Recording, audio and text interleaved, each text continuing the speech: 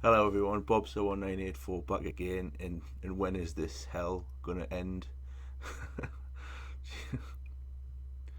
When is this torture gonna end? I, I don't know what I can do or say anymore, which is gonna sound anything different to the theme of every video I've done this season, but we'll give it another go. Hey, Newcastle have just literally turned up at the Britannia Stadium, swanned around in the rain and the wind for 90 minutes of football, and basically showing absolutely no fight, grit, determination, any kind of worry on their faces that they're in the shit that they are, and being beaten 1-0 by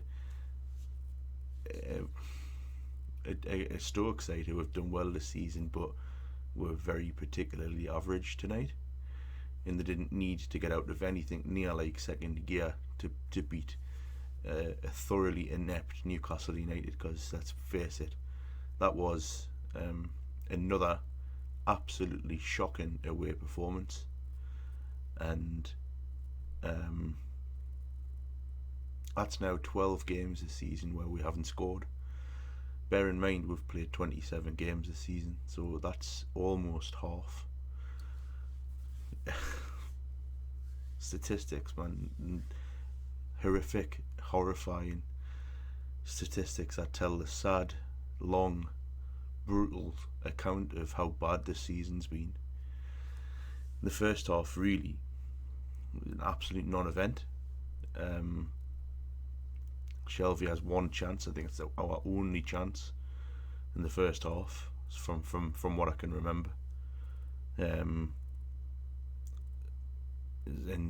you know, it's a good job Stoke look like they couldn't be arsed, because if they could be arsed, or even could, as I said before, get out of second gear, they could have just, you know, it could have been like Chelsea. It could have been 3-0 up if you wanted to be. Far too many players tonight just didn't do anything. Sissoko, probably the biggest culprit as far as I'm concerned, gave the ball away far too many times, and his crossing was absolutely diabolical. But I know the wind and all that, blah blah blah. But let's face it, lads. If you're a professional footballer, if you kind of put a ball into the box, I mean, I'm sorry, but you just didn't deserve to be there. Callback I thought was pretty poor the night. I can't really blame anyone in the defence. Thought everyone played all right. Thought Wijnaldum again was incredibly quiet. Mitrovic feeding off scraps. Shelby tried his best to spray it around in the centre of the park, but had nothing to go by.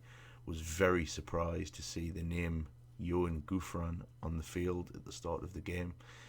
But to be fair to him, he didn't really do anything wrong, but he did nothing spectacular either. Why Steve McLaren waited till the 83rd minute and obviously 1-0 down to bring Perez or Doumbia on, I'll never know. Why he decided to bring Riviere on instead of one of those two when it was 0-0 again. You might as well just bring a player off and put nobody else on, because that's what Riviere offers you. He's absolutely fucking dog wank. Newcastle go 1-0 down to a goal from Shaqiri, and I don't know what's going on with Rob Elliott, because it doesn't look like he's unsighted. It's blasted from about 25 yards, and it's a little bit of a swerve, but it's not one of those where it's like the swerve's completely deceived the keeper. And it's about a yard away from him. All he has to do is put his hand out and he'll get it, and he just doesn't. I mean, I'd like to see, or see what he has to say about that, because I don't think there's anything wrong or anything stopping him from actually making an effort to dive. And then obviously in stoppage time, Newcastle have their best chance, and it falls to Doumbia, who basically gets on to the end of a ball in, and he's basically just whacking it, and he's side-footed, hoping it's going to go in. And Butland, who was the star of the show back in October, has pulled off another unbelievable save. and it's kept us at bay. But I mean, we didn't deserve it. I mean, even if it had went in, it would have been the most undeserved point I've ever seen.